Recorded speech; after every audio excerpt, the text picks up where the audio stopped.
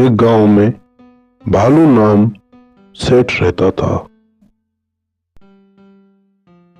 वो हर वक्त अपने खेत का चक्कर खुद लगाता था, यानी बेटे को नहीं बोलता था, खुद ही लगाता था। हालांकि उसका एक बेटा भी था। न होने से उसका एक बेटा, उसकी पत्नी और बेटे की दो बेटियां, पूरा परिवार रहता था। हालांकि उसने खुद ब खुद चलने वाली एक साइकिल भी खरीदी थी। जो पीछे बैठता था, साइकिल अपने आप चलती थी। वो हर वक्त अपने बेटे को समझाता रहता था, बोलता रहता था अपने बेटे को कि देख बेटा, अपना काम किसी के भरोसे नहीं छोड़ना। जो भी अपना काम है खुद ही करना और जल्दी करना। हालांकि उसका बेटा भी नाकारा नहीं था। अपने खेत का काम खुद करता था। जो भी कमी खेत में आती थी, ट्रैक्टर लेके वो काम कर देता था।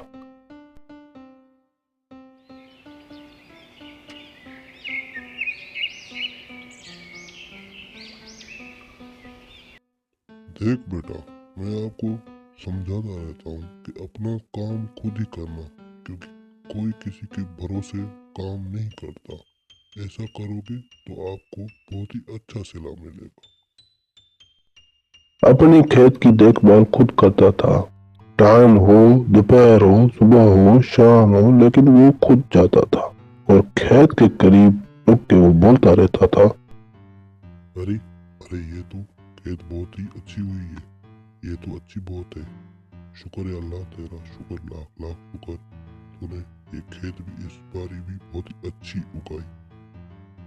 देख बेटा, अभी फसल बहुत ही अच्छी उगी है और इसका जिम्मेदारी मैं आप पे छोड़ दूँ। मैं तो ट्रैक्टर चलाने से रह गया, बाकी आपकी मर्जी। कल ये फसल कटाना शुरू कर देना। उसका बेटा फसल कटाई करके सेठ के पास छोड़ के, यानी वो अपनी दुकान थी उस पर छोड़ के वापसी घर आ रहा था। जो भी सामान बेच के आता तो अपने बाबा को हर सामान बताता। बाबा, अपने दुकान का अभी अच्छा ही व्यापार हुआ है। बहुत ही ये जो गंदम था ये बहुत ही अच्छा गया है और अच्छे व्यापार में गया। शाबाश बेटे, मुझे तुमसे यही उम्मीद थी। इसी तरह मेहनत करते रहोगे तो अच्छा सिला मिलेगा। नाकारा होगे, पड़े रहोगे तो कुछ नहीं मिलेगा बेटा। एक दिन उनके घर में एक फकीर आता है और दूर से ही कहता रहता है, अरे खाने के लिए कुछ दे दो, इस फकीर को कुछ खाने के लिए दे दो। फकीर का आवाज सुन के वो घर से बाहर जाता है। वो देखता है कि कौन सा फकीर है और इसको कुछ दूं, बेचारा खा पी ले।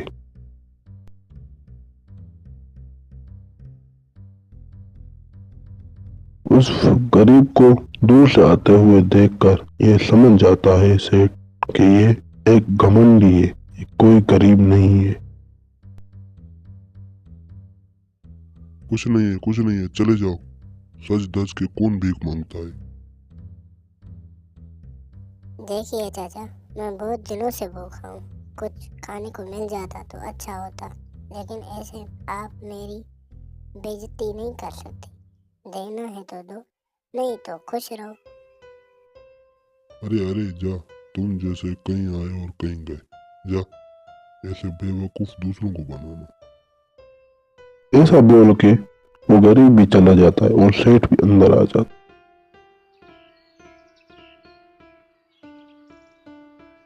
कुछ महीने गुजरने के बाद क्या था, पैसों की मगरूर की खातिर जो घर थे वो भी चले गए।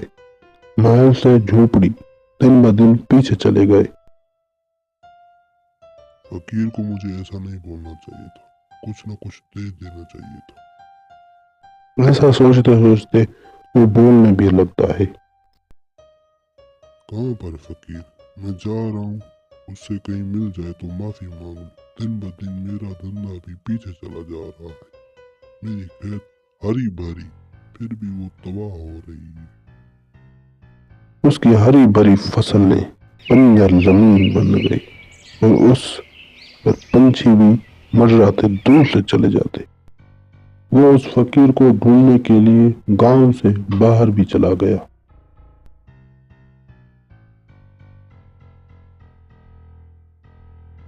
गांव में ढूंढा, जंगल में ढूंढा, वो कहीं भी नहीं मिला। खेतों में भी ढूंढा, वो कहीं नहीं मिला। फिर भी वो हार नहीं मानी, सेठ ढूंढता रहा।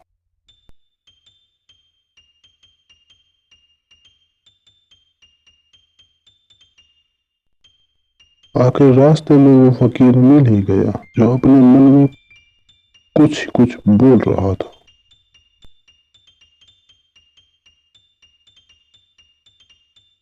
तो सेठ को रास्ते में मिल गया और सेठ वो देख के फकीर बहुत ही खुश हुआ सेठ। और सेठ फकीर को बोलने लगा। पहले सेठ को फकीर बोलने लगा। अरे भाई, जंगल में तो मैं कुछ आपसे मांगने नहीं आया, फिर भी आप मेरे सामने रुक गए हैं। मुझे माफ करें, मैं आपसे कुछ नहीं मांग रहा। सेठ बहुत ही शर्मिंदा होकर बोल रहा था। मुझे माफ कर दे, मैं पैसों के अंध में अंधा हो गया था। मुझे क्या पता आपकी बद्दुआ मुझे पीछे ले जाएगी। फकीर ने उसे माफ किया और उसकी जमीन फिर से आबाद हो गई। सूखे मैदान थे हरी भरी, और जो उसके सूखे खेत थे वो भी हरे भरे हो गए।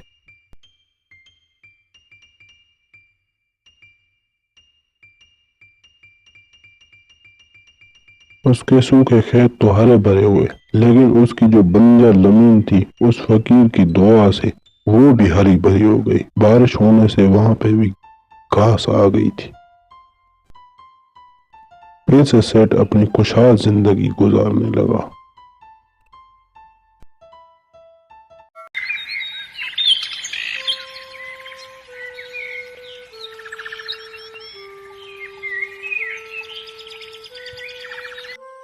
रामू अपने खेतों में काम कर रहा होता है, लेकिन उसकी खेत उगती नहीं है। बहुत ही मेहनत करता है। सारे गांव वालों के खेत उग गई होती है, लेकिन रामू के नहीं होती। वो बेचारा थका हारा मन में सोचता घर चला जाता है। सारे गांव वालों की खेत उग गई, मेरी ही क्यों नहीं उगती खेत। बस सारे गांव वालों की खेत तो उग गई, लेकिन मेरी नहीं उगी। पता नहीं कौन सी वजह है।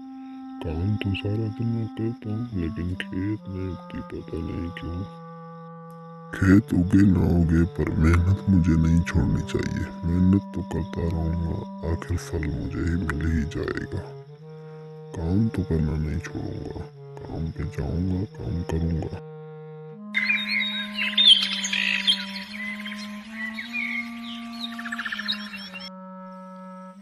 जब दूसरी सुबह रामू की बीवी रामू से कुछ कहने लगती है।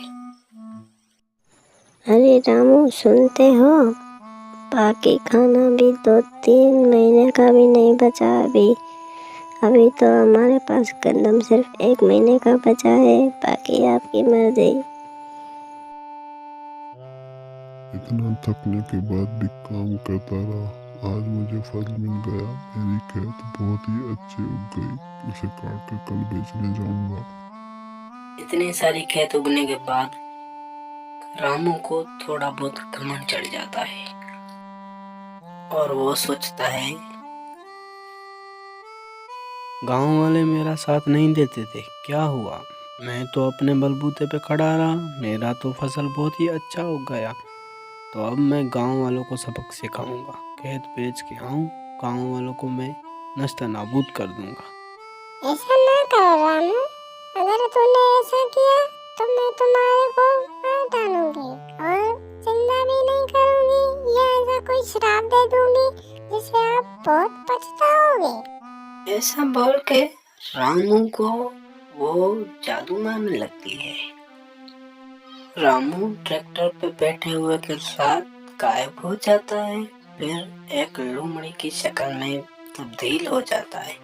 फिर वो स्कूटी पे चढ़ा होता है, तो वो रामू कुछ कह रहा होता है, मुझे बचाओ, उसने तो श्राप दे दिया है, रोने से भी मैं मर जाऊंगा। चलो कोई बात नहीं, मैं जाके इसी का हल ढूंढूंगा और एकदम आदमी से तब्दील होकर ही रहूंगा। ऐसा बोल के रामू कुछ कहता हुआ जा रहा होता है, बड़बड़ाता। तो सामने उसे एक झोपड़ी दिखाई देती है। उस घर में वो चला जाता है। अरे कोई घर में है? हेलो, आवाज आ रही है? कोई घर में है? घर में नहीं है तो मैं तो थका आ रहा हूँ, मैं तो सो कर ही रहूंगा। कल देखेंगे जो हुआ। यहाँ आदमी आया, इस घर का मालिक, उसे बोल दूंगा मैं तो थका आ रहा हूँ, सोने दी मेहरबानी करके, फिर जो हुआ देखा जाएगा। ऐसा बोल के वो लोमड़ी यानी रामू सो जाती है। उस साइड उस गरीब का घर झोपड़ा था, वो आ रहा होता है। मन ही मन में सोच रहा होता है, आज तो लकड़ियाँ काट के बेच के आ रहा हूँ। कल मेरा गुजारा होगा नहीं होगा ये पता नहीं, लेकिन आज तो गुजारा हो जाएगा। सीधा जाता हूँ घर में सो के थोड़ा आराम करता हूँ। ऐसा बोल के रामू अपने घर जाता है।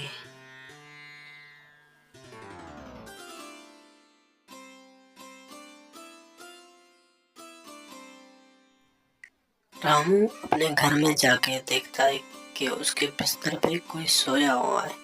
जब ध्यान से देखता है तो एक लोमड़ी सोई हुई है। लोमड़ी को बिल्कुल ही परवाह नहीं होती, क्योंकि वो थक चुकी होती है, इसीलिए गहरी नींद में पड़ी होती है। अरे ये तो लोमड़ी है, ये मेरे बिस्तर पे क्या कर रही है? इसे अभी उठाता हूँ। उठ उठ लोमड़ी उठ। जगाने से लोमड़ी उठ जाती है और उठते ही वो बोलने लगती है, भाई माफ करना, मैं तो बहुत थकी हुई थी, इसीलिए आपका बिस्तर देखा तो सोने आ गई, माफ करना। ऐसी बात नहीं, हो कौन आप, ये तो बताओ। फिर लोमड़ी जो अपने साथ हुआ वो सारा किस्सा उसे सुनाती है। फिर वो गरीब बंदा उसे बोलने लगता है, असल में भाई ये बात थी, बाकी आपकी मर्जी, मुझे घर में रहने दे या ना दे। गरीब बहुत दयालु होता है और उसे रहने के लिए मंजूर कर देता है और ठीक से जाना कह के उसे अलविदा कर देता है। मैं जा तो रही हूँ, पर कहाँ जाऊँ क्या करूँ, मुझे कुछ पता नहीं आता। पंछियों से पूछूं, किससे पूछूं, कुछ समझ में नहीं आता। अरे प्यारे पंछी, आप मुझे बता सकते हैं कि मैं आज़ाद कैसे होंगी और मुझे इस कैद से कब फुर्सत मिलेगी और कब मैं इस कैद से निकलूंगी? बहुत ही बेजार हो चुकी हूँ मैं। हमें पता नहीं है, आप जाओ, हमारे को पता नहीं है, आप यहाँ भी जाओगी, आपकी मर्जी।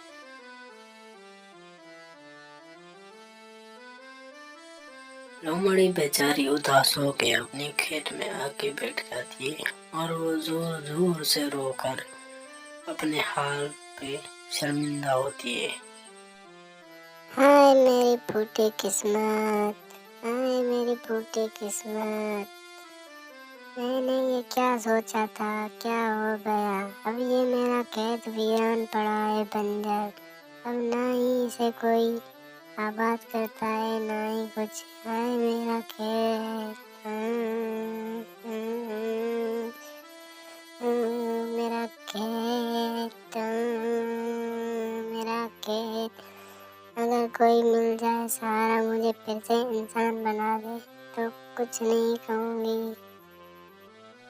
लोमड़ी सो जाती है। उसको सपना आता है।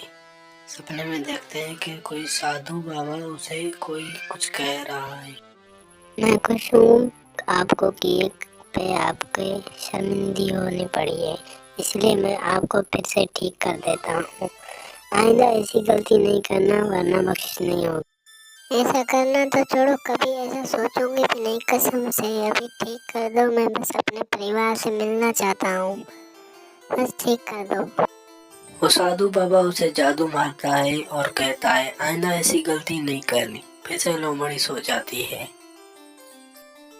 लोमड़ी जब नींद से उठती है तब उसे कुछ भी फर्क महसूस नहीं होता। तो वो लोमड़ी कहती है, क्या ये सपना देख रही थी मैं, या कुछ और था? मैं तो साधु बाबा के पास जाऊंगी और इस हकीकत का पता लगाऊंगी, असल में ये क्या बात है। तो साधु बाबा, मैंने ये सपना देखा था, क्या यह बात हकीकत है या नहीं है, आप बताएं। ये बात तो बिल्कुल ठीक नहीं है, यह सपना था। अगर आपको कोई सच्ची में घोड़े पे चढ़ा कोई बंदा आपको तीर मार दे तो आप सच्ची में ठीक हो सकते हैं। जिस रास्ते से बादशाह शिकार पे जाता था वो रास्ता लोमड़ी रोक के खड़ी हो गई। लोमड़ी, मेरा रास्ता रोक दिए, मैं तुम्हें मार दूंगा अभी। ऐसा बोल के तीर मार देता है। लोमड़ी बेचारी मर जाती है और उसे होश आता है तब वो देखती है कि अपने आप को वो लोमड़ी के बजाय आदमी बन गया है और ट्रैक्टर चला रहा है। जहाँ पे वो लोमड़ी बना था वहीं से जा रहा है। अब मैं किसी को बुरा भला नहीं कहूँगा, हमेशा खुश रहूँगा, जो मिला उस पर शुक्र करूँगा।